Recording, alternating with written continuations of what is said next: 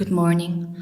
Honorable Chief Guest, Professor Lalrinhlui, Registrar, Mizoram University, Guest of Honour, Engineer Gyan Ranjan Samal, General Manager, NBCC India, Ms. Rachael Lalrinhlui, Deputy Director, Tourism Department, Government of Mizoram, Professor Angel Rodriguez Pallas, Universidade da Coruna, Spain, Keynote Speaker, Professor Arup Kumar Bakshi, Department of Management and Business Administration, Alia University, Kolkata, Professor Bhartendu Singh, Dean, School of Economics, Management and Information Science, Professor L.S. Sharma, Senior Professor, Department of Management, MZU, esteemed faculty members and staff, fellow scholars, dear students, one and all present here.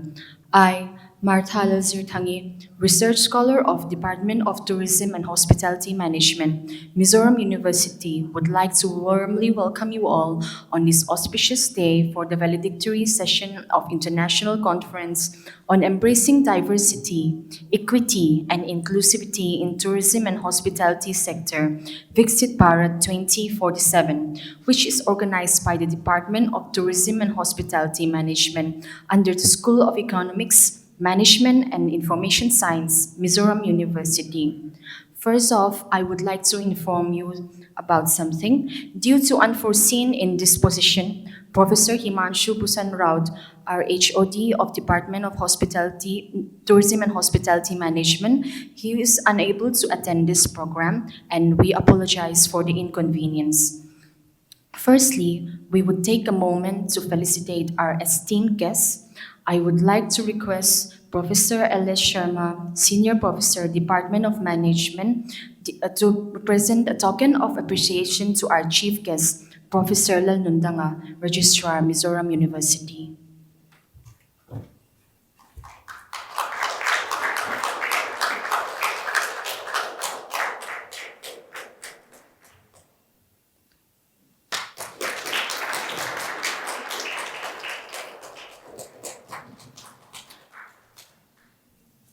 Now, I would like to request Professor Lalrinhlui, Registrar, Mizoram University, to present a token of appreciation to our Guest of Honour, Ms. Rachael Lalrinhlui, Deputy Director, Tourism Department, Government of Mizoram.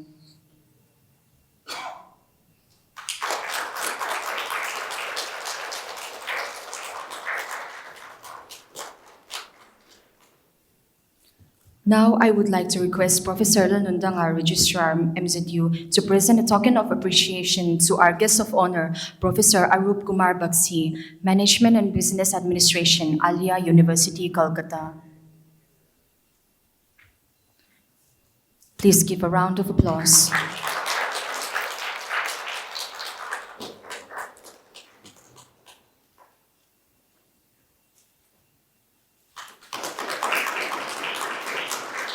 Now, I would like to request Professor Bhartendu Singh, Dean, SEMIS, to present a token of appreciation to our Guest of Honour, Engineer Gyan Ranjan Samal, General Manager, NBCC India.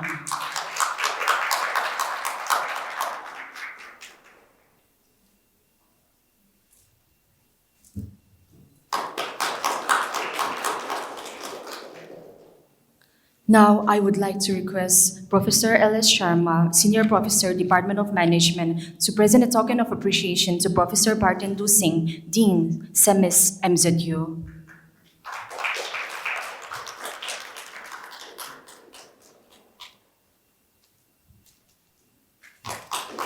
Now, I would like to call upon Ms. Remina Narzari, Research Scholar, to present a token of appreciation to Professor L.S. Sharma, Senior Professor, Department of Management, MZU.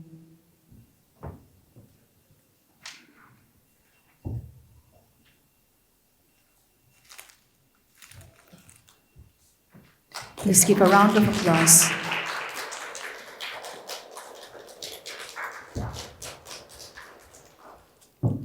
Thank you. Now, moving on to the next session, I would like to call upon Dr. Rajdeep Deb, from Assistant Professor, Department of Tourism and Hospitality Management, to give the report of the conference and the welcome address. Namaskar, Chibai. A very good afternoon to you all. So as Martha has pointed out that our HOD sir, he's not keeping well. So on behalf of Himanshu Bhushan Raut sir, Head Department of Tourism and Hospitality Management and the convener for this conference, I would give the welcome speech as well as present the conference report. Honorable Chief Guest, Professor Lalrinhlui, Registrar, Mizoram University, Guest of Honours, Engineer Gyan Ranjan Samal, General Manager, NBCC India, Ms. Rachael Lalrinhlui, Deputy Director, Tourism Department, Government of Mizoram, respected Guest of Honour, International, Professor Angel Rodriguez Pallas from the University of Coruna, Spain, respected keynote speaker, Professor Arup Kumar Bakshi, Alia University, Kolkata, Professor Bhartendu Singh, Patron and Dean, School of Economics Management and Information Science, Mizoram University, all distinguished guests, research scholars, students, and ladies and gentlemen. I am Rajdeep Deb, Assistant Professor, Department of Tourism and Hospitality Management, and it is indeed my honor to welcome you all to the I am Rajdeep Deb, and it is indeed my honor to welcome you all to the valedictory session of this 3-day international conference on embracing diversity, equity, and inclusivity in tourism and hospitality sector, Viksit Bharat 2047, organized by the Department of Tourism and Hospitality Management, Mizoram University. Now, we have already reached the second day and our valedictory session has started. So let me just present the conference report. The Department of Tourism and Hospitality Management, Mizoram University, organized a 3-day international conference on embracing diversity, equity, and inclusivity in tourism and hospitality sector, Viksit Bharat 2047, from 19 to 21 November 2025 in blended mode. The conference focused on bringing together academicians, researchers, policymakers, tourism professionals, community leaders, service providers, investors, and young entrepreneurs from across India and neighboring nations to deliberate on innovative ideas, transformative research, best practices, and actionable frameworks that broadly align tourism with diversity, equity, and inclusivity principles and the larger national development agenda. The scope of the conference was broader and included themes such as social equity, inclusivity and sustainability, economic equity, local empowerment, environmental diversity in tourism, technological integration and innovation, integration of indigenous practices, tourist service providers' perspectives, policy, planning, and guidelines. Although these themes were not exhaustive, the conference was graced and honored by the presence of several eminent guests and delegates, including academicians, industry practitioners, and entrepreneurs from various esteemed institutions around the country and neighboring nations. The conference generated a lot of enthusiasm among the academicians and research fraternity, which gets reflected in the number of abstracts received from not only India but also other nations. Altogether, we had received 180 abstracts on different conference themes. The conference was spread across 2 plenary sessions and 6 technical sessions, out of which 5 online and 1 offline. And altogether, 110 papers were presented. The presenters comprised faculty members and research scholars and others with tourism and hospitality and business management background. Around 90 papers were presented in online mode and 20 papers in offline mode. Distinguished academicians with national prominence representing the different prestigious institutions chaired these sessions. On the first day of the conference, Chief Patron and Chief Guest, Professor Dibakar Chandra Deka, Honorable Vice Chancellor, Mizoram University, inaugurated the 3-day conference in presence of special guest and keynote speaker, Professor Nimit Ranjan Chaudhary, Honorable Vice Chancellor, Rajasthan Technical University, Kota, Guest of Honour, Professor Prabhakar Rath, Honorable Pro Vice Chancellor, Mizoram University, Guest of Honour International, Professor Maximiliano Corstanje, University of Palmero, Argentina. Guest of Honour, Dr. R.K. Suman, Deputy Director General, Ministry of Tourism, Government of India. Guest of Honour, Dr. R. Lalrinhlui, Deputy Director, Tourism Department, Government of Mizoram, and Professor Bhartendu Singh, Patron and Dean, SEMIS, Mizoram University.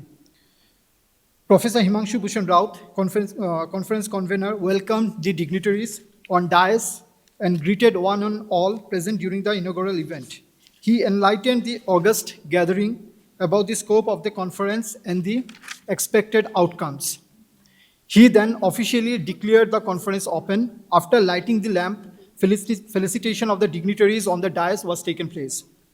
The inauguration was immediately followed by plenary session 1.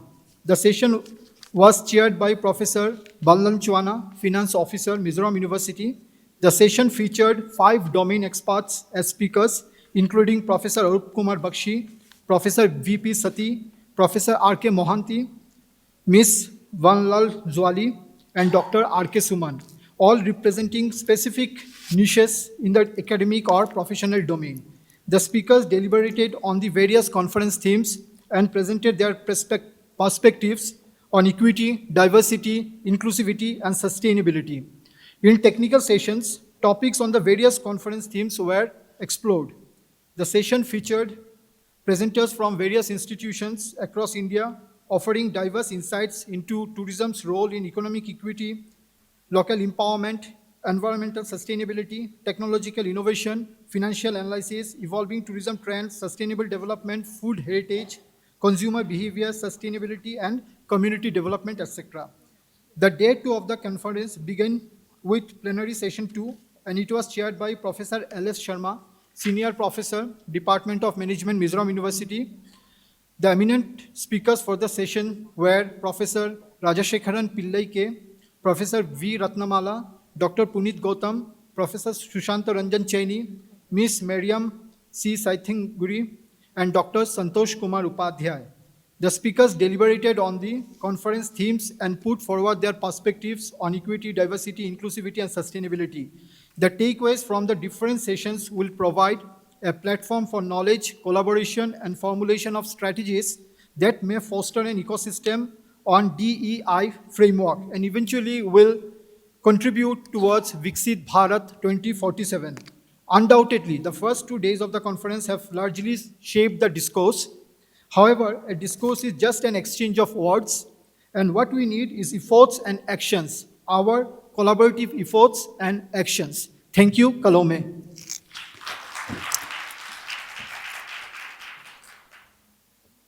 Thank you, sir. Moving on to the next session, now I would like to request Professor Bhartendu Singh, Honorable Patron and Dean, SEMIS, Mizoram University, to deliver his felicitation address to the gathering. Very good afternoon to the people on dais. Professor Lalu Nangaji, Registrar of Mizoram University. He kindly consented and came here before time.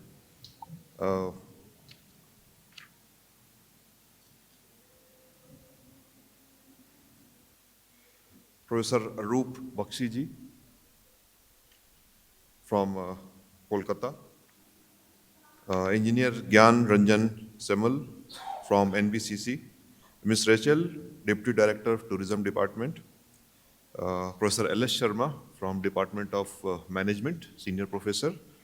Professor Sharma was very instrumental when this department came.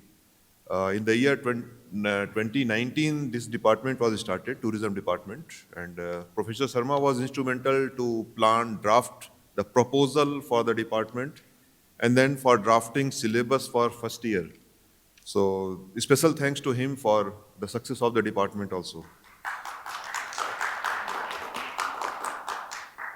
This program is very well planned and even better executed.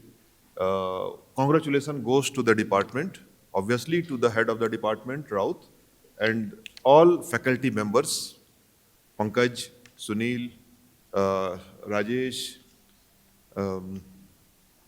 Deb, and others, and research scholars. Without support of research scholars, it was not possible. And they have left no stone unturned to make this successful. And I think Professor Raut has taken little more pain, and because of that, he is little unwell. But by evening, he will be hopefully, if not by evening, by tomorrow morning, he will be here to see you off for this department, for this seminar. And yes, Professor Angel Pallas, he is joining online from Spain. I think he has not yet joined, so he may be joining because this might be midnight for him in Spain, so maybe a little difficult for him to join. Okay, video is there. Okay, that's fine. That's very good. So, many of the members who were registered for this program must have gone for as a tourist to visit some tourist place, it feels, because a person who is coming for tourism seminars must be a tourist by nature. So they must visit some places. When Professor Raut discussed this some 6-8 months back about this seminar, I suggested keep at least one session in some tourist place, not all in one closed wall. But due to some funding issues, he could not hold it. Otherwise, he was planning it to hold at least one session in the mid of some tourist place. But anyway, if you see Mizoram University, it in itself is a place where you get many things. Most of us are from here in Louis, so we know. But all those who are from out, you might not have seen any university so far with that much of greenery, that much of clean and pure air, and that much of hospitable everyone, not only the organizers. That is a unique thing in Mizoram, sir. Whenever you might have landed in Mizoram and came out of your flight, the first Mizo person who might have met you must be having a very good, pleasing smile. And that smile, I assure you, was not cosmetic. That was pure, original, coming from heart. And that is the unique thing in Mizoram. You will find almost everyone is smiling. And all are smiling with deep of their heart. It is not just to show. In one picture is smiling and in the next picture not yet. It's not like that here. We are actually very hospitable. So Department of Hospitality is very much successful here. And in this program, we must have observed all those things. Since morning till late evening, I think, I was here up to some 8:30. And Professor Raut was here even for longer period. So they did it all. So that I can say was a success because this number of papers received 180 plus and more than 120 or some papers was physically presented. That itself tells about the success of this program. A seminar is all about the discussions based on presentations. And if more than 120 presentations are there, that is a big success. So congratulations to the department, to each member of the department, faculty, research scholars, and the students of the department. When we talk about tourism, what comes first is how to attract. Yesterday I was telling, I already took very long time yesterday, so I will not take long. I told that only 0.01% of the tourists are visiting Northeast. Leave alone Mizoram. Whole of Northeast, 0.01% of the tourists, internationally and nationally, domestic both, are visiting Northeast. It means there is a lot of potential for whole of Northeast. And I feel more for Mizoram because Mizoram is absolutely untapped area. If you go to the other part of India, people generally don't know much about whole of Northeast. Leave about Mizoram. Whole of Northeast, they feel beyond West Bengal, everything is Assam. And in Assam, only two things are there. One is tea garden and some disturbance, political disturbance or some other kind of thing. And when you come to Mizoram, you will find very, very less tea gardens here, maybe in Kolasib or somewhere small gardens, and no tension, no disturbance. It is as per record also, Mizoram is the most peaceful state in India. Even at midnight, you can walk through any of the road alone or with your friends and with all jewelry also, which is not possible in any, I will not say any, but most of the cities. You cannot take jewelry in midnight walking on the road. It's not safe. But here it is purely safe. It is very, very safe for women, which is not, I cannot say this for many other states. Rather, when I came here, I came Mizoram in 2004. Some of the seniors, they told me, well, I asked actually that is it safe to walk? Because I also came from that land only, where we are having very less knowledge about Northeast. So I was also a little worried. So I asked, someone called me actually for dinner. Then I asked, is it safe to come a little far from my house? So he told, yes, it is very, very safe. And I was actually called with my wife also, with my wife. So I called, is it also okay for her? Then he told, he was a senior person to me, and he told, yes, you are safe if you are coming alone, and you are more safe if you are coming with your wife. People here respect more to the women. So you are more safe if you are with your wife. And I returned from his house after dinner around 11. And I felt it is actually so. It is very, very safe. Scenic beauty is unparalleled, I should say. But still people are not coming here. Less than 0.01%. Reason is awareness. We don't know. There should be, people know, I know many people, many of my friends and relatives, when they ask, when they know I am from Mizoram, returning from here, then they used to tell me, yes, since long I want to visit Northeast. I have never been in Northeast. That is, most of the people are telling. Why so?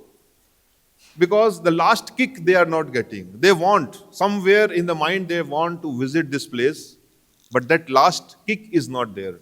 That last motivation is not coming out of them. That will come if they are aware what kind of thing they are going to witness here. They know it is going to be a green place, but it is not only green, there are many other things what they can witness. And for that, they have to come here. And they will come here when they know about these things. And this is possible by advertisement. And like Anthurium Festival, it is a very beautiful festival. I think usually it is conducted during this period. I don't know which time it happened this year, sometime in October, November. That's very big, very good festival in Rayak. Many advertisements, many hoardings, many things are available throughout the city of Aizawl, I have seen at least. But is there any advertisement in Delhi or Mumbai or Kolkata or some other states, other districts of rest of India? If they don't know, they will not come. We know because we are here. We know. We will go. But what about those who are actually we want to invite? Like this, we have Chapcharkut is a very well organized program. If others who have not yet witnessed, try to be here in February, first Friday or Saturday. It usually every year is being conducted. It's a very good festival, cultural festival, and you can see whole of Mizoram, means culture of Mizoram in that festival. But do we see it otherwise? It's very less. So the representation of state is very less in national media. National media, someone was telling in the previous session that there is news that there is a blast in Assam, in Northeast. And people feel that it happens everywhere. No, it is not like that. So we have to come out with this. This is the safest place to come. We have lot of things to share with others. And that will come with some circuits. Do we have any circuits? I'm not very much aware about this. Do we have tourist circuits in Mizoram or not? There was some tourist plans are there, but it is not in way of circuit well planned and well executed. It should be published. People in Delhi and Mumbai and Kolkata and all those places, they should know that there is a conducted, this kind of program, this kind of circuit is there. And if we link it, now we are having train. That is a blessing for tourism. Start your plan, prepare a plan, 5-day, 3-day, 2-day, like that, and start it from Guwahati. Start from Guwahati, 9:30 or 8:30, train starts, arriving in here and rest all, and then dropping it there. Or maybe from Badarpur, maybe from Delhi, train and flight both are there. Keep this point as one of the sector, one of the point in that conducted tour. And advertise it in many places so that we come know this thing is available. Even I tell you one more thing. When I was coming for my interview in the year 2004, April, uh, I had kept one day additional to visit Tamdil. Because when I searched some places, Tamdil was the first name which came very prominently. So I wanted to visit. Now more than 21 years passed, I have not yet visited. And that time also I couldn't visit because of rain, my arrival was one day delayed because of heavy rain. So that one additional day I lost. So I was not having time. But when I joined, I thought I will, but I couldn't go. Now, if I have to go to Tamdil, is there any tour? Is there any direct service available for that purpose? Whether proper stay is available there or not? Some of my friends say yes. But whether it is really so or not, I should come, some tour plans should come like that. Then only it is possible for others also to believe. So advertisement is very important. We have to make people aware that these things are available. Otherwise, the best thing will remain in the rack and shop will be closed unless you advertise. There are many other things when word of mouth speaks much more than printed words. And word of mouth will come only if I experience. So first let me experience. Me means many. I'm not telling about one only. So first make people aware, then let them speak, and then many people will come. And it has happened at many places. By word of mouth, people start going. If I remember my childhood days, during those period, every movie, or not, if not every movie, then every third movie used to say that there is a person who is little sick, and doctor used to come and say, you need rest in a hill station. And then that old person, his son or daughter will take him to a hill station, that usually Kashmir at that time. So I have seen Kashmir only in movies. And I want to visit Dal Lake. So that is the thing, how we can project the things. Okay, and all those stories in movies used to start there. I want to go Netherlands to see Tulip Garden only because of Silsila movie, Dekha Ek Khwab To Ye Silsile Hue song. I want to go Norway just to experience how 6 months night is there. This I came to know because of literature. So unless we are in literature, people will not be attracted to go there. So we need to advertise the things. And with this, I will try to, I want to finish my here. And I would like to again congratulate Department of Tourism and Hospitality Management, all faculty members, all research scholars and students to make this program a success. Thank you. Thank you very much. Thank you, Dean Sir, for the insightful speech. Now, I would like to request our Guest of Honour, Engineer Gyan Ranjan Samal, General Manager, NBCC India, to deliver his address. Honorable Register, Mizoram University, other esteemed professors on the dais, of the dais, research scholars, and my dear students, Shivai. I am a civil engineer, but last 2 days I have been a student of tourism. I have been listening to all the research scholars, speakers, and based on that experience, I'll speak few words.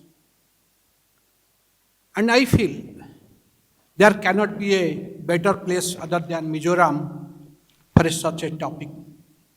As sir rightly told, people welcome you with an open arm. As a professional, when I work for Government of India and we have a job rotation policy, I got an offer. Once I was in Odisha, I was supposed to get transferred. I was given option of Varanasi, Delhi and Mizoram.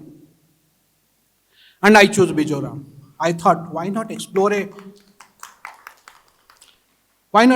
place while the government will pay you?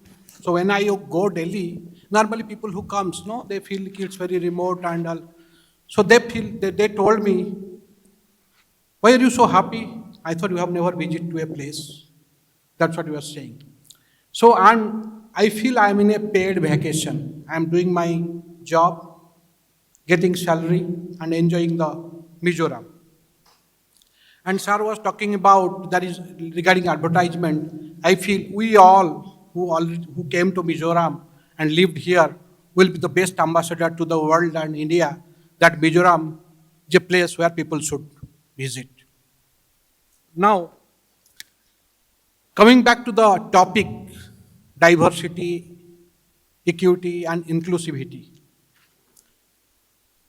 It is part of, I think there are so many words, but when it comes to just maybe you can describe in one or two words, that is in Indian, in Maha-Upanishad, there is this Vasudhaiva and Kutumbakam. And you all know India has hosted G20 where our theme was one earth, one family, and one future. And this thing is already embedded in Indian culture. As I told, I have been student of tourism since last 2 days. What I found, as I study, tourism is very diverse. The diversity, as I already mentioned, that is already embedded. You talk from history to hospitality, geography to geopolitics, sociology to spirituality, economics to ecology, infrastructure to information technology, agriculture to adventure, psychology to public policy, and the list continues. And the economic influence of travel and tourism industry does not stop with the airlines, tour operators, and hotels. It goes much beyond.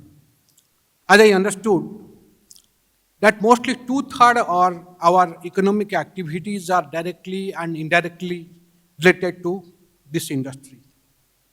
In nutshell, travel and tourism industry extend beyond the activities we are directly seeing, maybe travel and hospitality, and it touches almost all spheres of our life invisibly. And if you look at Indian history, the impact of tourists are so intense because our histories are written, the accounts of the traveler. You think about ancient India, medieval India, Huyen, Huensang, and if you look at Indica, that Megasthenes, Ibn Battuta, lot of travelers came and they visited our country, and from their account, we have written our history. So to that extent, the travelers have impacted our history and culture. And from there only, we could able to see, because our ancient past have been gone, most of our, because it's very old civilization, and you can see the Silk routes, our global trade. I'm from Odisha. Odisha is having a very rich maritime history, but hardly people are knowing. When our people visited their country, they could find some trace. They could find people from Odisha, they are in the Bali, Java, Sumatra. So India, while the other people beyond this boundary lived in dark age, we had a very rich history of science, technology, and culture. And the Viksit Bharat, what Prime Minister has told, and recently he has told, because our education system, which was there earlier, has been changed based on my college, and I was listening to him maybe like 2-3 years back. He has given a timeline of 10 years to come out of that kind of mindset. Then I'll say, like, there was a discussion of, because I am an engineer, discussion of AI. See, AI, the name itself is very artificial, so it can never replace the human intelligence. And I found speakers speaking about how AI has been useful getting the the right kind of travel plans and all. So tool cannot make talent. And we get what is there, what is deposited in the database. So if wrong things are entered, so we will get wrong results. So thing is, so researchers and students have a bigger role to play. The students who are in the travel and tourism industry, they are studying. So they have to input the right kind of information so that the people who are traveling, they get the right kind of information for their travel. Then globally, if you see that this tourism industry, in 2019, it was a $10.3 billion industry, and due to COVID, it became half, $5.3 billion. Then it started rising up. Now, fortunately, there's a good sign. In 2024, the size of industry is $10.9 billion, which is now exceeding the 2019 10.3 figure. And it is projected that by 2034, it will be a $16 trillion industry, contributing 11% of the world GDP. And I did my master's in environmental engineering. Each sign comes with some challenges. So this sector, travel and tourism sector, if you look at it, so 10% global, it consumes almost, it accounts 10% of global energy consumption.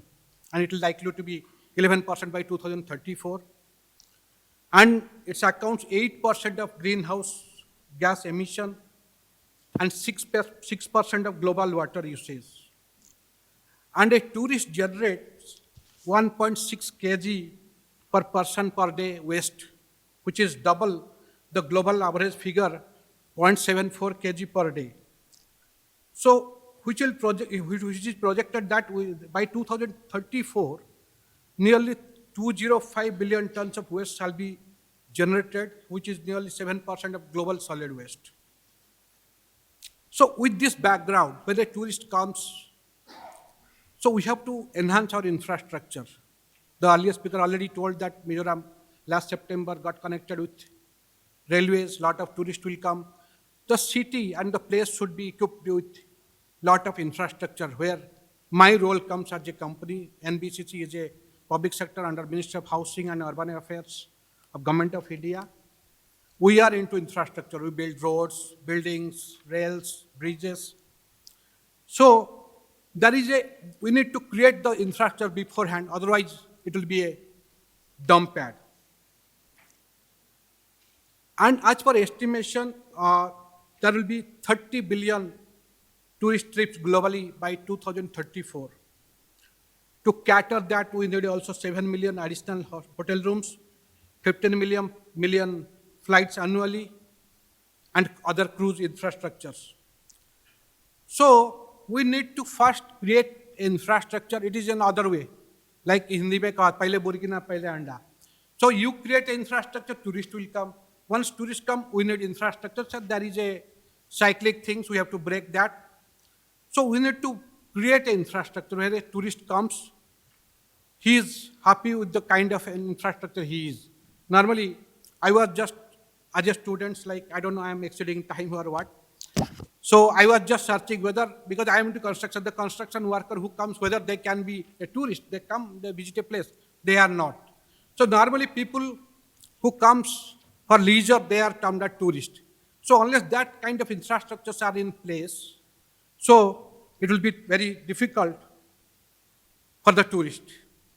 So before going to other things, so in India, I want to put forth some statistics of India. This travel and tourism industry contributes 5.22% of our economy, with 13.3 for employment, 36.9 million direct employment, 47.72 indirect. And it contributed 15.73 lakhs crore in 2023 and 24. So that is the size of industry we have. And with changing scenario, changing demography, it is found that India and China will collectively account for more than 25% of international outbound travel. While India is tripling, China is doubling in that 25%. And Asia's major driver of GDP growth will be travel and tourism industry to GDP exceeding 7% across the region. The millennial and Gen Z travelers will add different dimensions to the industry, more of digital content creations, travel influential will play a major role as a travel promoters. So as a student of travel and tourism department, we have a role to play here. Because we find a lot of things in the internet, in the web, which are not authentic. And this content creation, I think I found few content creators yesterday also. So putting the right kind of information and right kind of content, that can be another branch of study for tour and travel management students. Apart from that, we do have a skill gap, hotel industry, but Northeast, I found the people are very friendly in terms of service, if you look at the service industries. And the government of India, they have a lot of initiatives like festival tourism, adventure tourism, even wedding tourism, cruise tourism, pilgrimage tourism, medical tourism. And another new concept has come that MICE, like the lot of exhibitions, conferences. So that is also one of the fastest growing areas for tourism. And India, in Delhi, you will find that India, like in Yashabhumi, Bharat Mandapam. So in that direction, government of India also taken the steps to encourage such kind of tourism. Another area could be, we have got nearly 15,000 kilometer border, 7,500 kilometer coastlines. So that can be potent area. I think government of India is looking at it, Bharatmala project, the Sagarmala project. So they are connecting. That can be another frontier for the tourism development. And in border area also, there are vibrant village programs. So government of India is working. So with these few words, so I want to say that students, though I was not knowing that this tourism can be that vast as a subject, last 2 days I could hear you people, I could gather whatever the things I spoke. So there is a huge potential for the students in tour and travel area, because 80% of industries in tour and travel are SMEs, small and medium scale industries, where our educated or students of travel and tourism industry can a major role. So with these few words, I conclude here. Thank you so much. Allow me.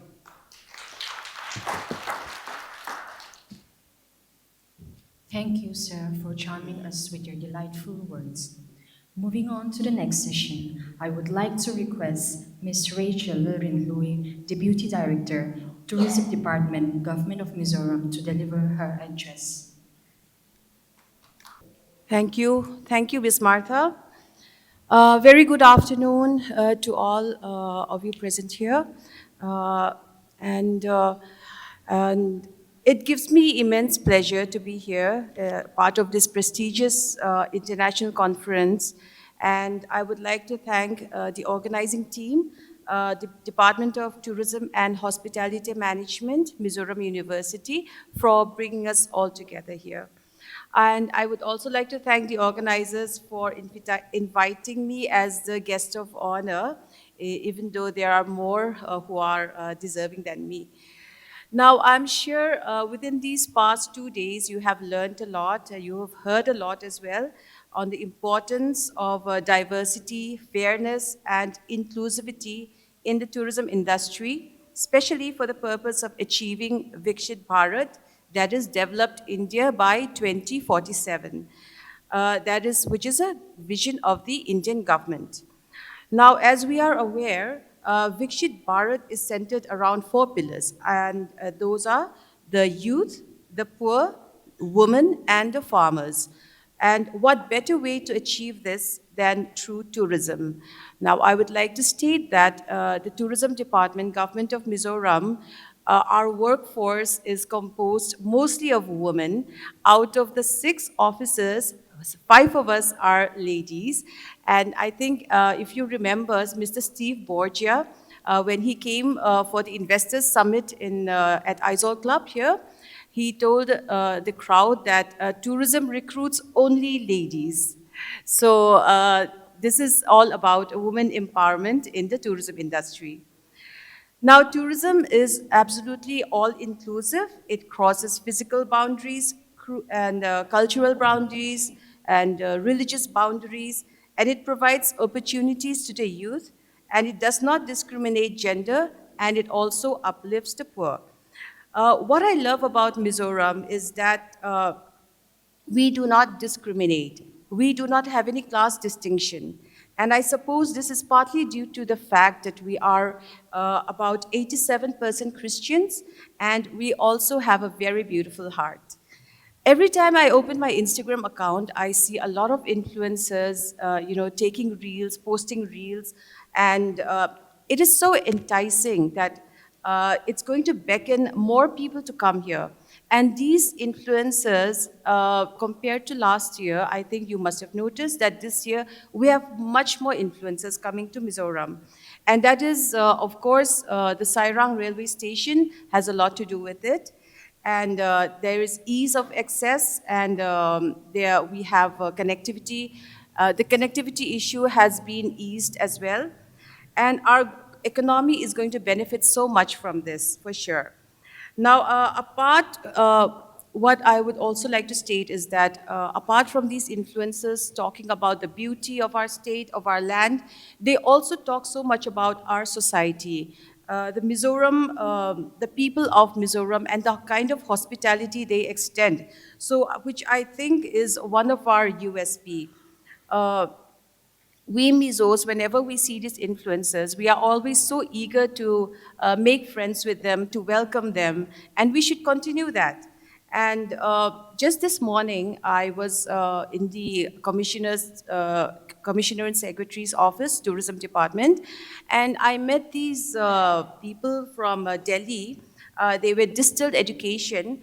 They provide livelihood-based skilling and education, and they were so interested in taking over our State Institute of Hotel Management and Pung Bangla. I don't know whether you know it or not, but it has been left unutilized for quite some time, and we are trying to make that operational. Now, what these people have told me this morning was that they are so adamant on setting up a tourism and hospitality institute in Mizoram because we Mizos are so hospitable, and I was so happy to hear that.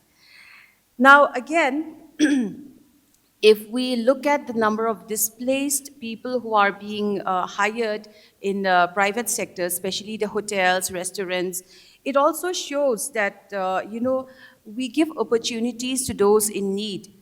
And which also goes to say that we are, we are fair, and we also, like to include everyone.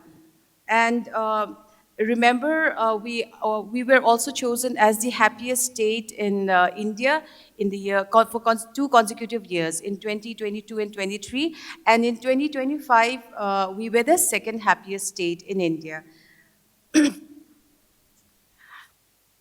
Now, I would like to mention a few things about the tourist arrivals. Starting from last year, we had a very steep rise in the tourist arrivals entering in Mizoram.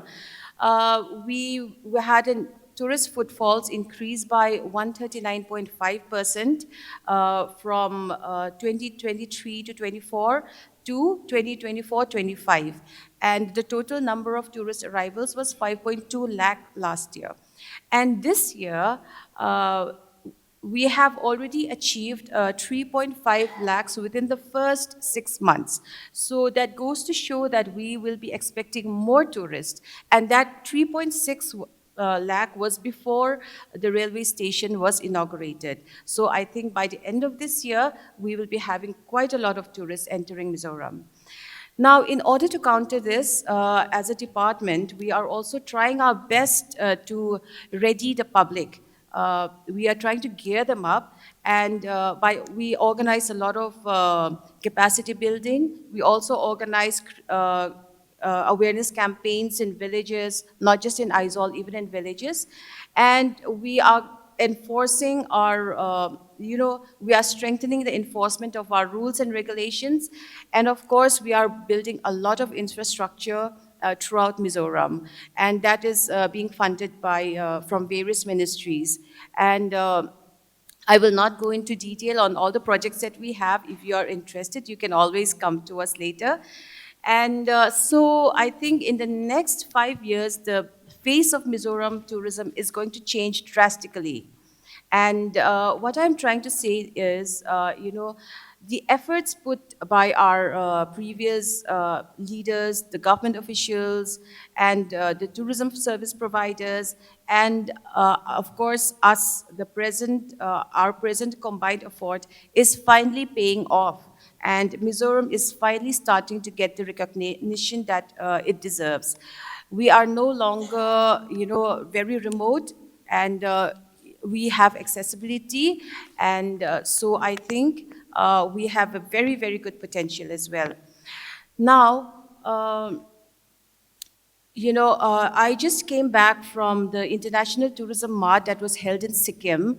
I came back just day before, and I would like to share a few of what I had encountered there. So there were participation from about 20 countries, and the entire tourism fraternity of the government officials and the key stakeholders all over India also participated in that, in the mart. And it was a gathering of cultures, traditions, nationals, and each unique and distinctive. But we all blended together, and we made friends, and we strengthened partnerships, and we encouraged, and the mart encouraged inclusive growth. That is what tourism does.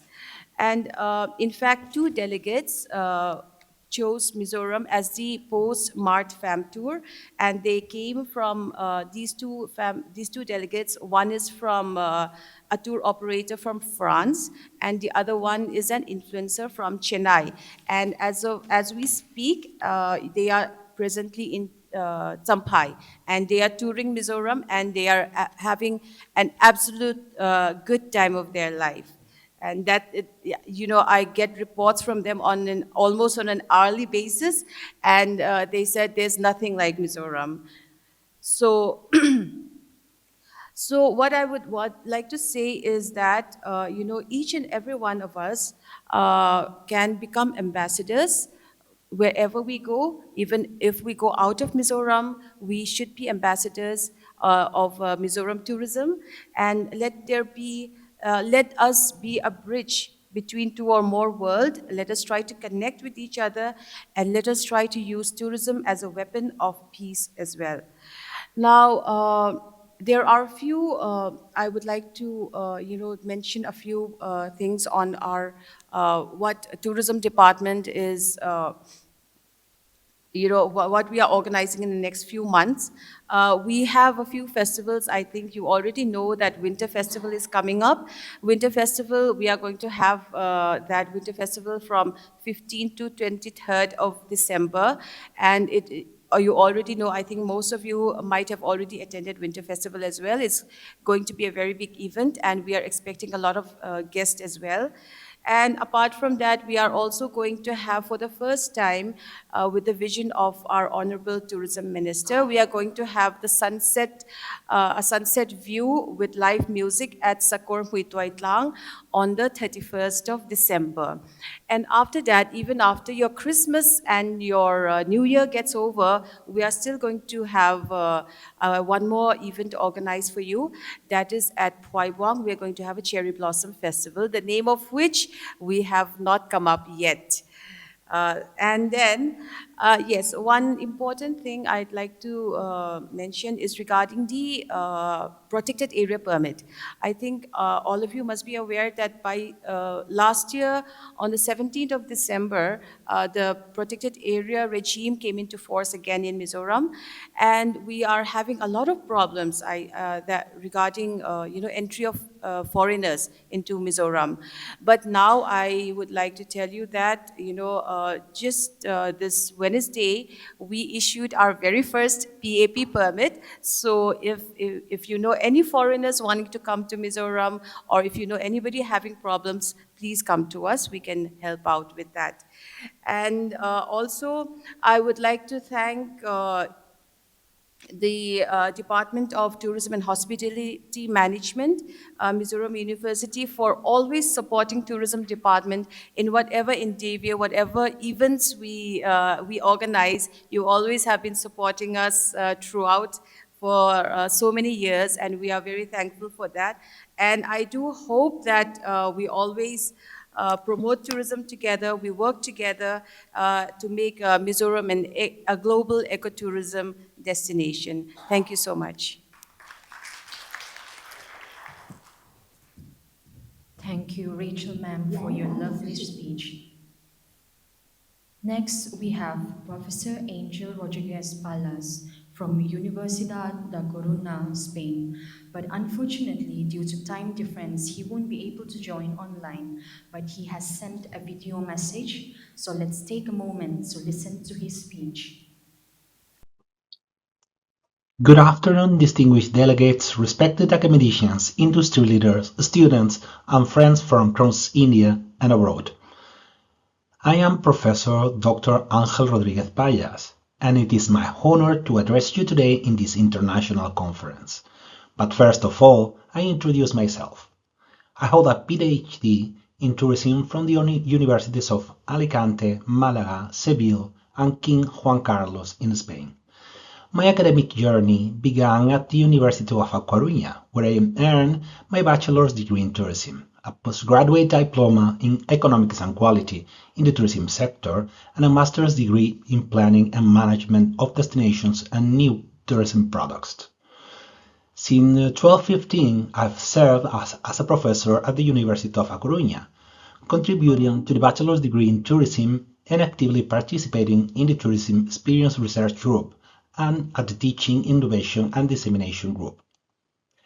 My professional career spans over 25 years in tourism intermediation, and my research focuses on tourism development, education, marketing, and interdisciplinary studies. I also serve on the editorial board of several internationally recognized journals. It is with immense gratitude and joy that I stand before you today at the Valedictory session of this remarkable international conference on embracing diversity, equity, and inclusivity in the tourism and hospitality sector. Over the past 3 days, we have witnessed a vibrant confluence of ideas, insights, and innovation, each contributing to the collective vision of a more inclusive, sustainable, and resilient tourism ecosystem. This conference has not merely been an academic gathering, it has been a movement that recognizes tourism not just as an economic engine, but as a transformative force for equity, cultural exchange, and national progress. Throughout engaging plenary sessions, thought-provoking technical presentations, and dynamic policy dialogues, we have explored how diversity, equity, and inclusivity can be embedded into the bare fabric of tourism and hospitality. We have delved into themes that matter deeply, from community-based tourism and indigenous knowledge system to technological innovation and environmental stewardship. We have examined how tourism can empower local communities, preserve biodiversity, and foster intercultural understanding. And most importantly, we have reaffirmed our commitment to the national aspiration of Viksit, Bharat at 2047, a vision of India as a fully developed, inclusive, and globally respected nation. As we reflect on the rich deliberations and the spirit of collaboration that defined this conference, I offer my heartfelt blessing for the continued success of this initiative. May the seeds of knowledge sown here blossom into impactful policies, pioneering research, and transformative practices that uplift communities and redefine the future of tourism. On this note, I am delighted to share with you an exciting development from the Department of Tourism and Hospitality Management of the Mizoram University. The recent launch of Tourism Praxis, an international peer-reviewed journal dedicated to the field of tourism and hospitality, in which I have the pleasure of serving as an international editor. This journal is not just a publication, it's a platform designed to bring together academicians, researchers, industry practitioners, and policymakers to document and disseminate innovative research outcomes. With the global spotlight increasingly turning toward tourism and hospitality, Tourism Praxis aims to contribute meaningfully to the sector's evolution. Throughout scholarly and literary contributions, we seek to influence practice, inform policy, and inspire future generations of researchers and professionals. We invite you all to engage with this journal, whether as a contribution, reviewers, or readers, and help us build a repository of knowledge that is as diverse and dynamic as the sector itself. In closing, I extend my deepest appreciation to the organizing committee, our partners, and every participant who made this conference a resounding success. Let us carry forward the spirit of inclusivity, innovation, and integrity that this event has embodied. Let us continue to collaborate, question, and create. And let us remember that in tourism, as in life, the journey is just as important as the destination. Thank you, and may your paths ahead be filled with purpose, prosperity, and peace.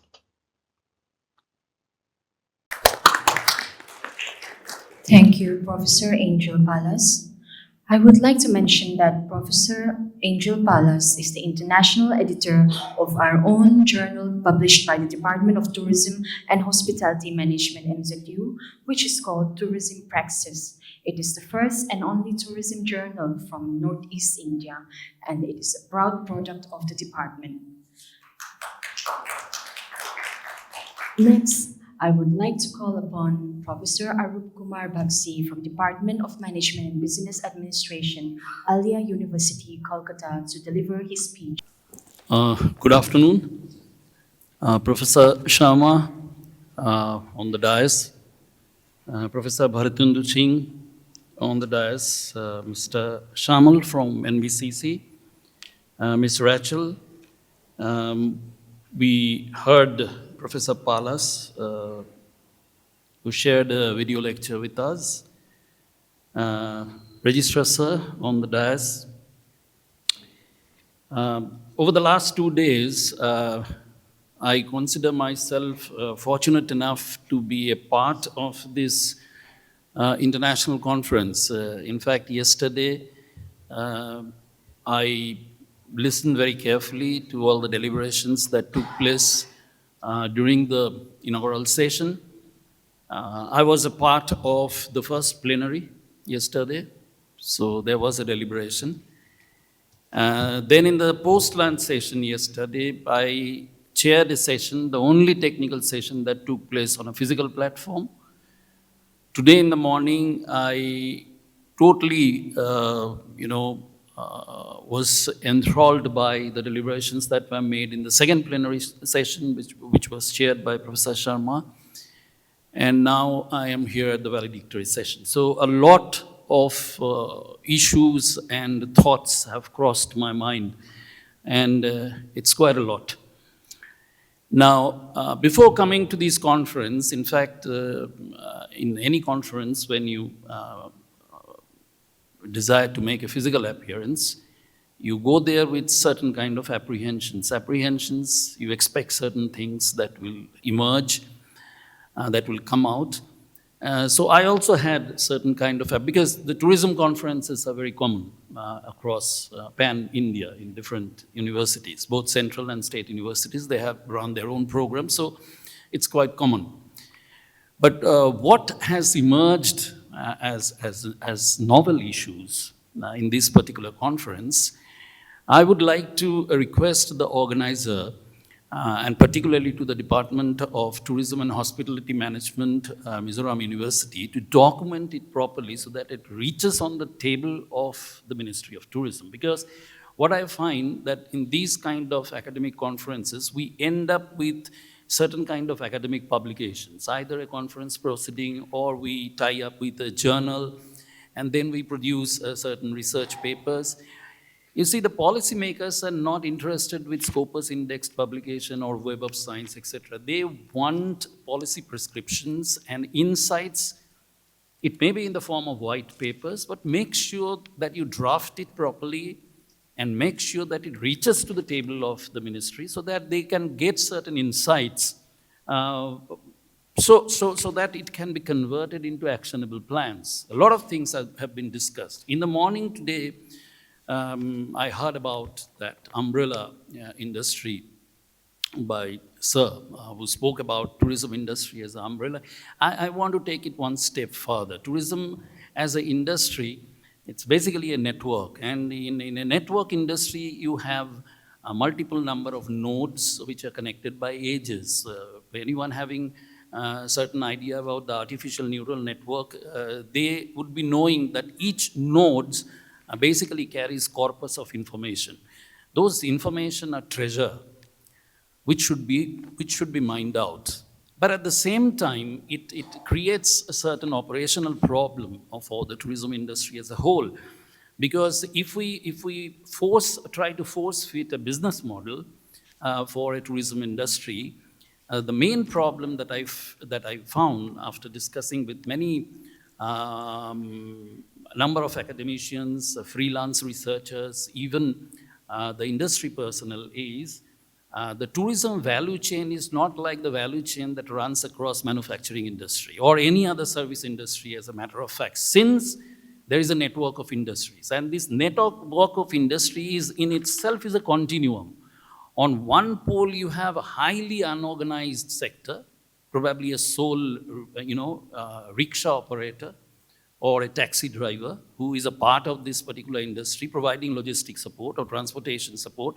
And on the other pole, you have a 5-star or a 7-star hotel, highly organized in nature.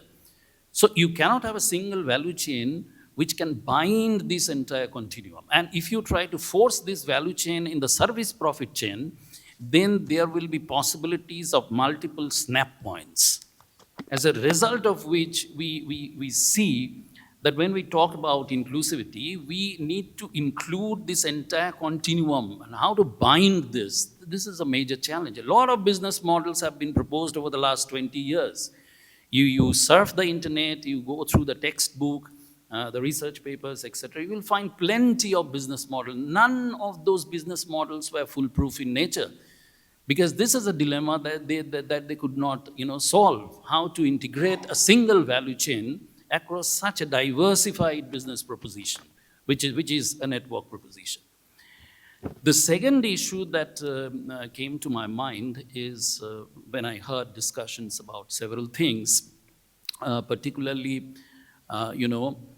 tourism in the northeastern part of our country, despite of having so many attractions which can highlight a particular destination. Okay, you talk about Assam. Assam, if you see the population who are visiting Assam or the tourist, you forget about the rest part of Assam, which is having some kind of landscape beauty and some kind of biodiversity park like Kaziranga and Manas Sanctuary, etc., etc. But apart from this, if you see the religious tourism, to what extent Kamakha temple draws tourists, it's mind-boggling. So if I decode all the states in the northeastern part of India, they have their unique selling proposition. The question is whether those USPs are actually getting addressed in the policy formulation or not. So every state will be having its uniqueness. Mizoram is having its own uniqueness. Meghalaya, they have their own uniqueness. Arunachal, they have their own uniqueness. Question is, can I convert this thing into a proper actionable policy? That's a big issue. And coming back to the core theme of this particular conference, when we talk about inclusivity, then again, several questions comes to my mind. You see, when we talk about inclusivity, again, there cannot be a single size fits all kind of a model throughout India. You have a matrilineal society in most of the northeastern part of India. You go to northern part of India, you have a hyper-patriarchal system running over there. So when we talk about inclusivity, it cannot be a single model which could be fit in a northeastern part, and it will be equally applicable in the northern part of India. So it will be difficult. Okay, so I was going through one particular report by McKinsey, which was, that particular survey was conducted during 2022, 2021, immediately after the COVID, for a period of almost 1 year when tourism was really down. And it was published in January 2023. The name of the report, you can surf the internet and you will find it. The name of the report was Diversity Wins. So McKinsey came out with certain astounding revelations that most of the corporates who are in the tourism business, when they are increasing gender diversity in their decision-making tables, that means they are incorporating more inclusivity in the decision-making panel, the probability that their profitability jumps is 25%. Only one inclusion, that means you are including that gender diverse population. But when cultural diversity and ethnic diversity along with gender diversity was included in the decision-making table, the probability of the profit jump to the tune of 36%. More diverse the decision-making board, they understand markets in the diverse markets in a better way. So whenever you are constituting a decision-making board, if it is very stereotypical and gender skewed in nature, then probably you will miss out on the signals that are coming out from the diversified markets. And all your marketing strategies will be very stereotypical in nature. Marketing has gone through, yesterday also Vice Chancellor Sir repeatedly spoke about this issue of marketing. Today also we heard about some micro-marketing and macro-marketing issues in the in the plenary session in the morning. Marketing has evolved like anything over the last 15 years. We no longer follow the Philip Kotler model that was developed in the 20th century, the late 20th. It has evolved. We talk about marketing 5.0 now.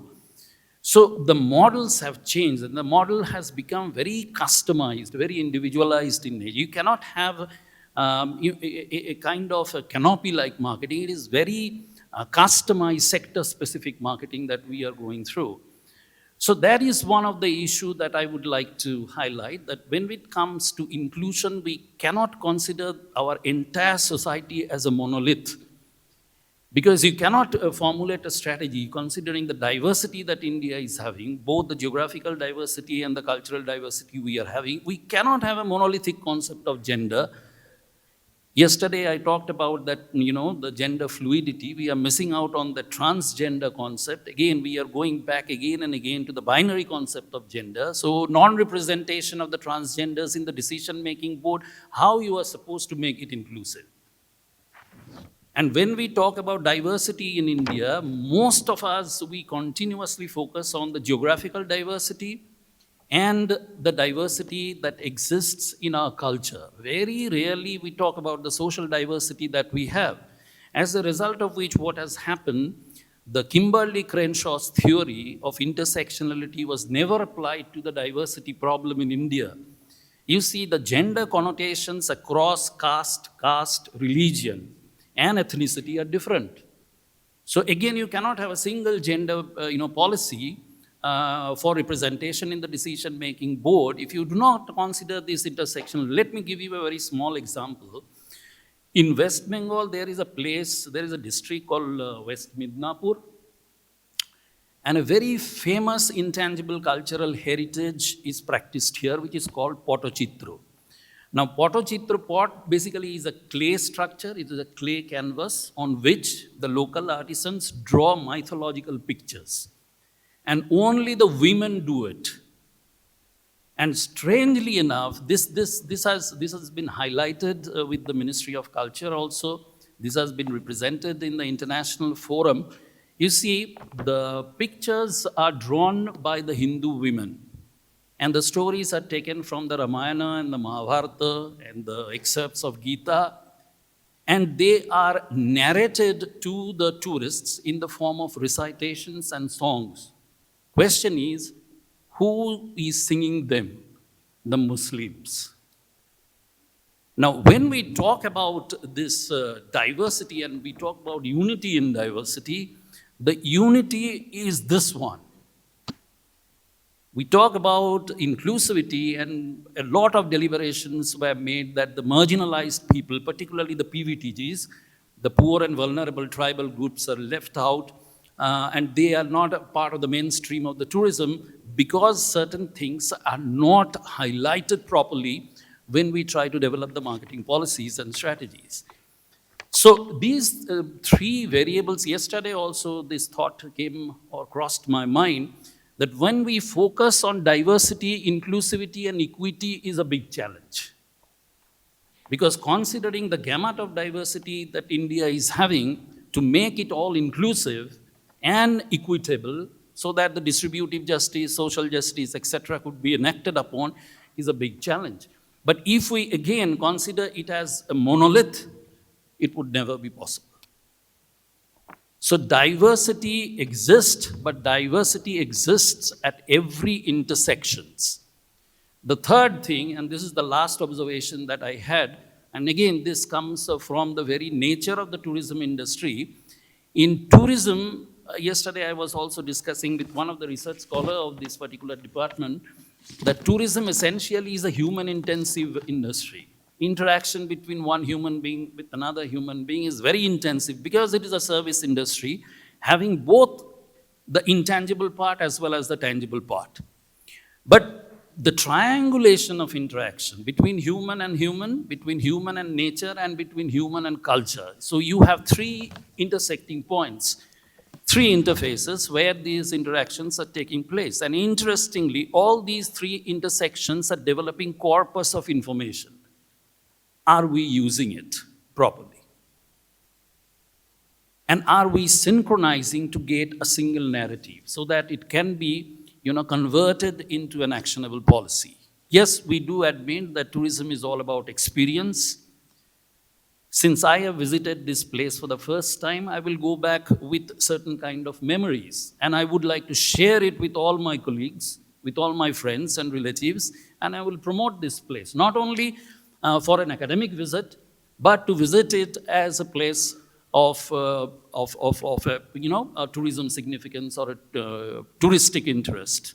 Okay, so this is a request to the Department of Tourism and Hospitality Management that make sure that a tangible document is prepared, which can be communicated with the policymaker, because the state depends on you. The state can easily, engage big consultancies, okay?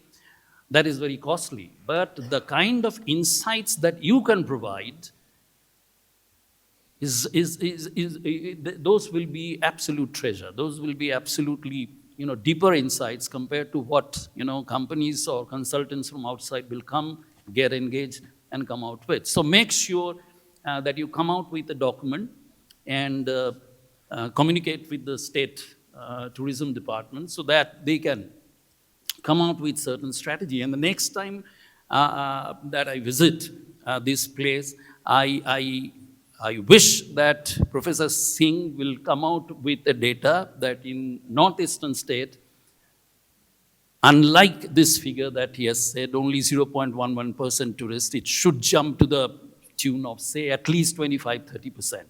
Okay, thank you very much.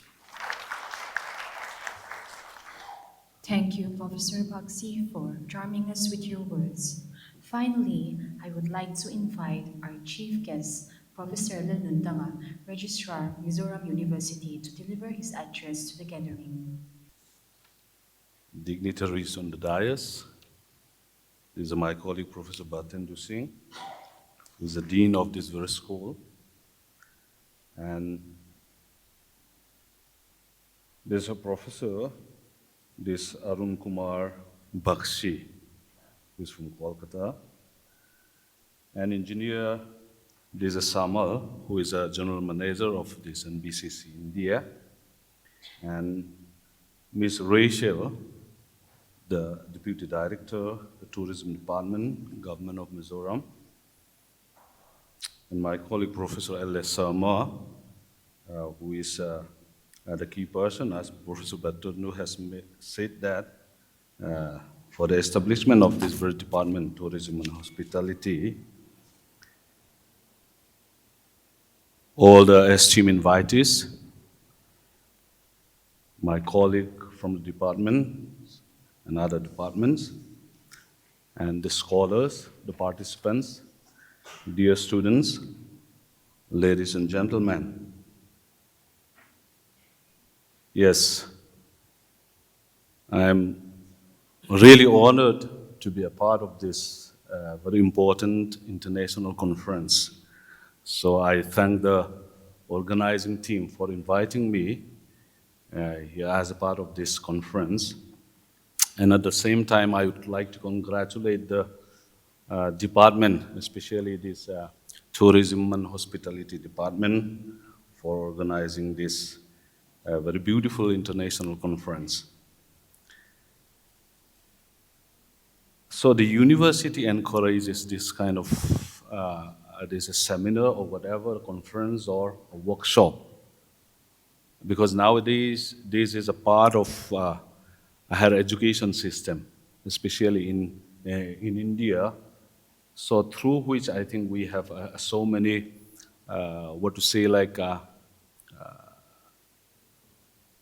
we are building such kind of communication through different deliberations, discussion, and the outcome that we keep on pursuing those kind of recommendation.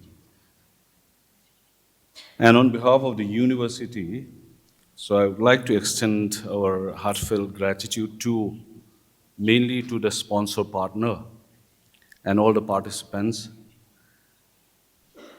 from different institutions and agencies for the success of this conference. Yes, Mizoram University, as you all aware, this is a very young university. But we are fortunate that this is Central University. We have, I think, more or less 50 or 51 Central University in the country. So we are among one of them. And we are a young Central University. We are celebrating our silver jubilee from this year, starting from this year. That means we are 24 years old now. So the main celebration will come next year. But we are proudly say that the Mizoram University is progressing. So in terms of, so what we are talking about, the infrastructure, but I used to say especially in terms of teaching, learning, and research. So this is a very good sign of development and progress, being a young university. So we are participating. When the NIRF has been launched in 2016. So I would like to mention one point that may relate with our topic as well. Because when we first participated in the NIRF ranking, so it was in 2016. Since then, we participate every year. And then we were placed in the top 100 rank till today, till 2025. what I'd like to mention, one point is that what the keynote speaker has just rightly pointed out, that when we participate in 2016, one of the criteria is the peer perception. The peer perception of this Mizoram University. So when we participated in NIRF, by the time we could score only 0.09 out of 100.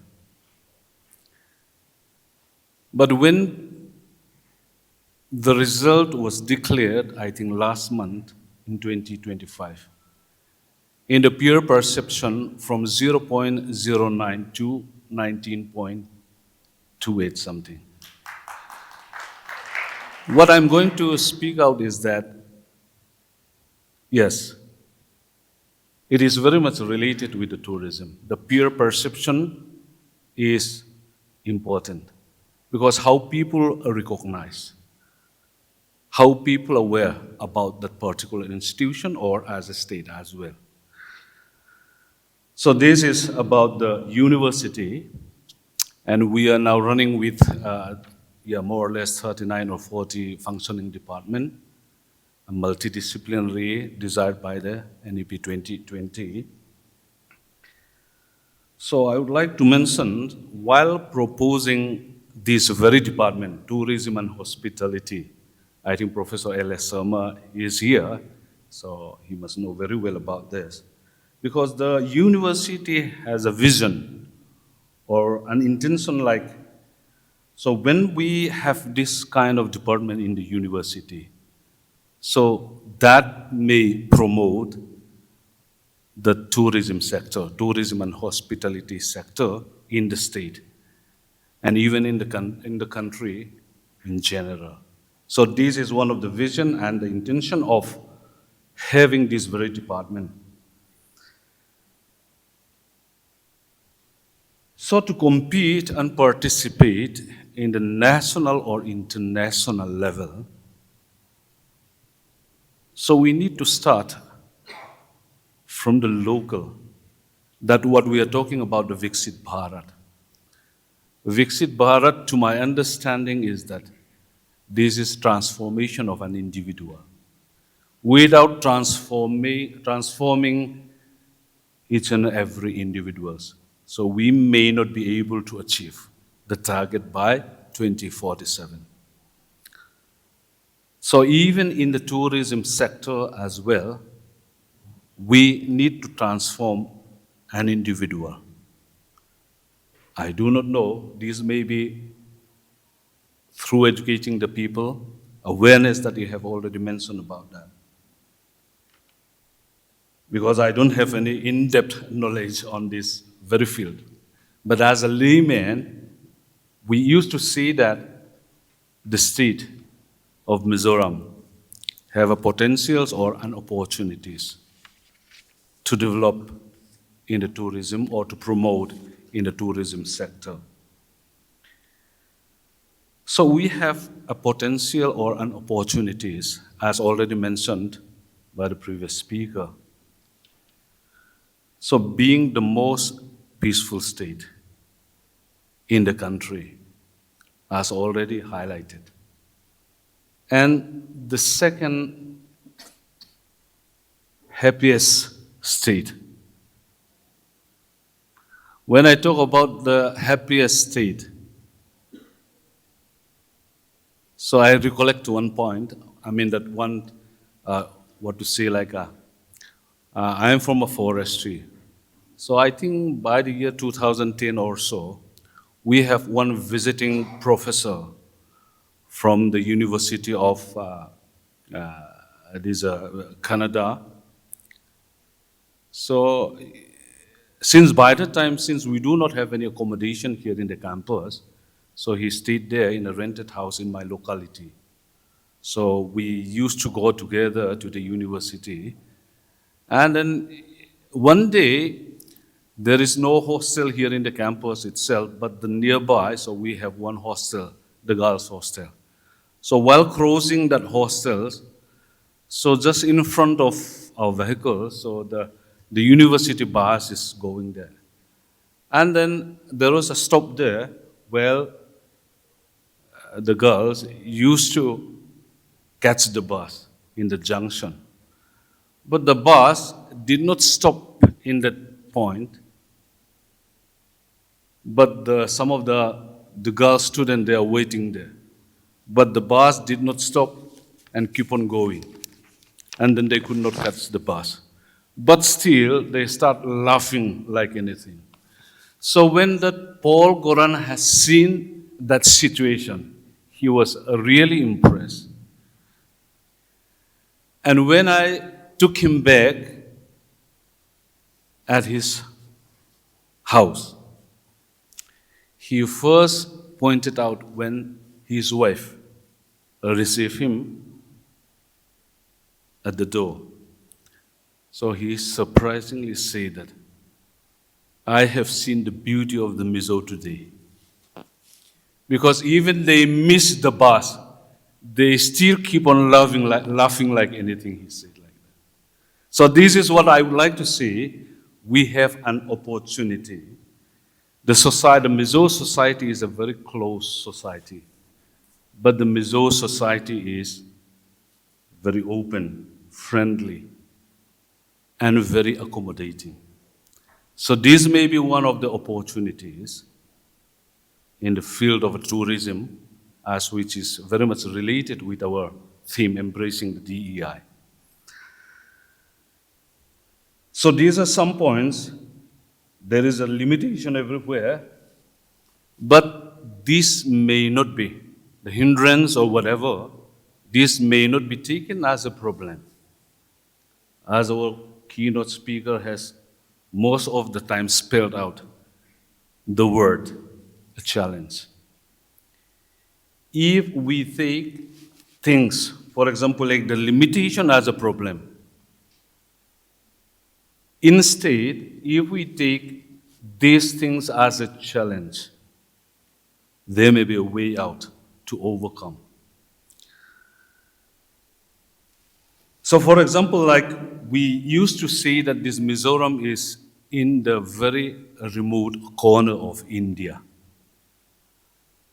But the Miss said that, so we may not be no more a remote area, because the connectivity is keep on improving now. Even the railway heads, only one railway heads, improve the visitors here in the state. Because from the statistics,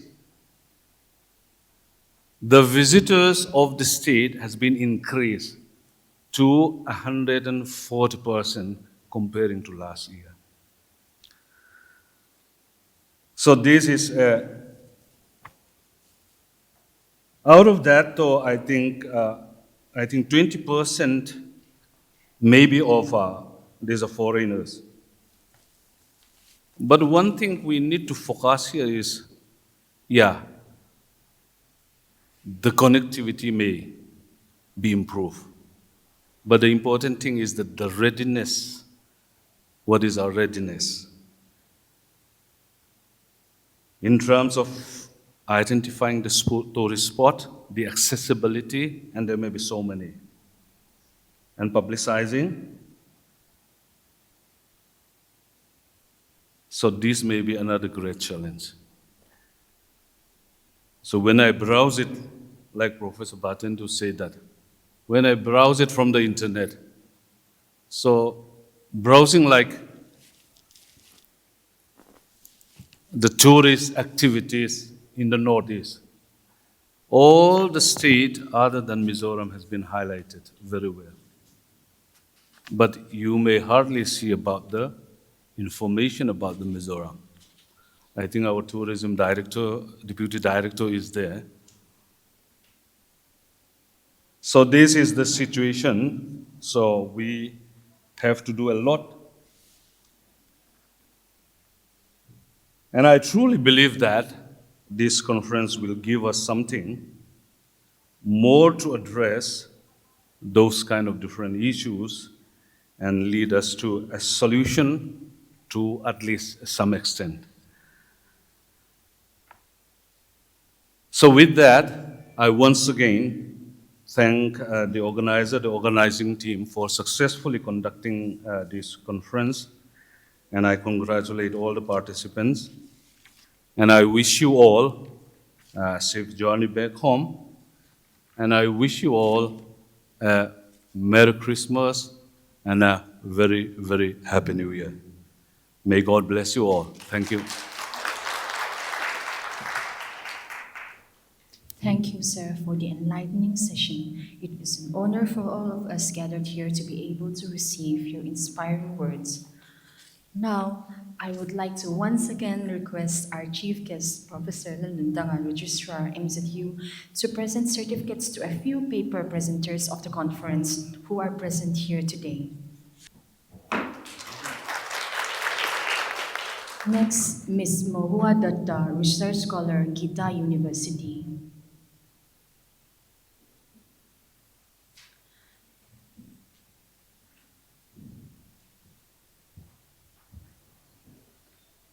And next, I would like to call upon Mr. Deptt.of, Research Scholar, Assam University, Silchar.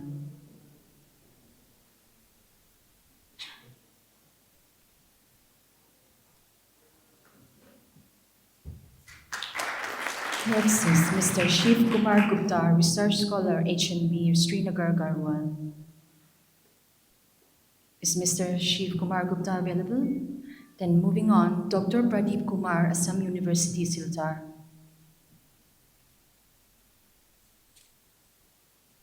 That would be all. As they are not available here, we will be presenting them later. Thank you, sir. For the next section, I would like to call upon Mr. Deptt.of, Research Scholar of Assam University, to give a short feedback of the international conference which he has experienced. Good afternoon, everyone. Respected dignitaries, my research fellow mates, and all the other participants. I am Mr. Deptt.of, Research Scholar at DTHM, Assam University. So I was asked to give my feedback on this conference. So I think I made a good decision to coming here and attending this conference. Over the last 2 days, the insightful discussion and lecture by the respected dignitaries in the conference further enriched my knowledge about the tourism and hospitality, which I believe will definitely help me in the future. So talking about the Mizoram, I like the weather, the landscape, and the warm hospitality of the people. And I also like to thank organizing committee for the smooth arrangement and the seamless coordinations. Further, I would like to encourage all the participants and all the guests here to please visit Sibsagar, that is my home district in Assam, to explore the Tayahung culture, which itself carries a unique traditions, cultures, and apart from that, it's a home to hundreds of large tea gardens. Then you will enjoy the river tourism.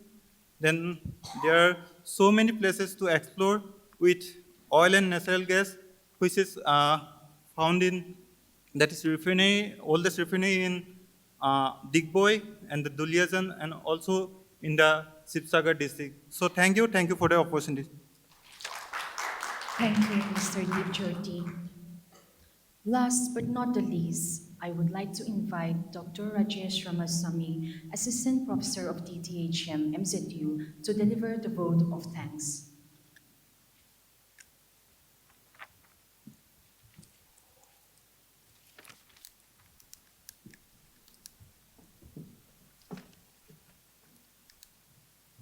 Respected Chief Guest, Honorable Registrar of Mizoram University, esteemed Guest of Honour, distinguished keynote speaker, patron, session chair, invited experts, delegates, faculty colleagues, research scholars, students, and dear participants.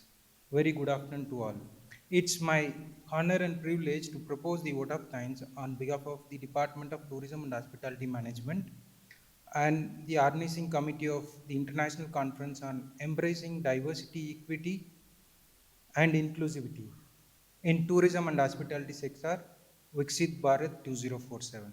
Over the past 2 days, this conference has served an excellent platform for meaningful academic exchange, inspiring keynote address, and rich deliberation contributing to evolving discourse on inclusive tourism and hospitality.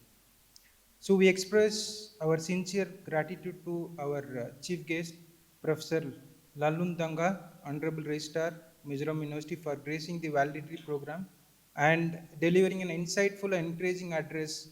Sir, your presence has greatly added value to this event and motivated all the participants. And we are also expecting same kind of things in future events also. Next, I would like to thank our Honorable Vice Chancellor and Chief Patron and to Professor Bhartendu Singh, Patron, Dean, Semis for their continuous support and guidance and encouragement throughout the planning and execution of this conference. Next, I would like to thank our Honorable Guest of Honours as well as keynote speakers from national and international level, and to our distinguished keynote speaker for sharing their expertise, experiences, and visionary perspective across the session. Your contribution have enriched the academic dialogue at this conference. Next, I would like to thank our session chair and coordinators. So we offer our sincere thanks to all session chairs, co-chairs, coordinators, and rapporteurs for conducting the plenary as well as technical session with admirable clarity, discipline, and academic rigor. So next, I would like to thank all the paper presenter, delegates, both offline as well as online, for your active engagement and valuable research contribution. So your participation is the reason for the conference academic success. Next, I would like to thank our own people, that is organizing committee as well as supporting team. So our heartfelt appreciation goes to the entire organizing team, starting from our HOD till the student, supporting the department and then administrative staff, technical team, media team for their tireless effort behind the scene. Next, I would like to thank our students, volunteers, and research scholars, and they were working for last 2 months to conduct this program. Thank you very much to everyone. Finally, we thank each and every participant from India and abroad for your presence and engagement throughout the event. And then we would like to thank our sponsor. So this program has happened because of sponsor. Initially, we started this program with zero money. Again, today we got few sanctions from ICSR, NERC, and then we have also received from NBCC. And we also received a few, the limited amount of sponsor from our local handicrafts, travel agency and tour operation. So because of them only, it was possible to conduct this program. Thank you very much for everyone present over here.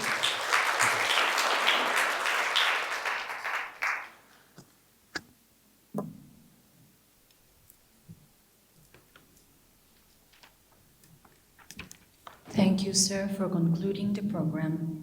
Now I would like to request everyone to rise for the national anthem.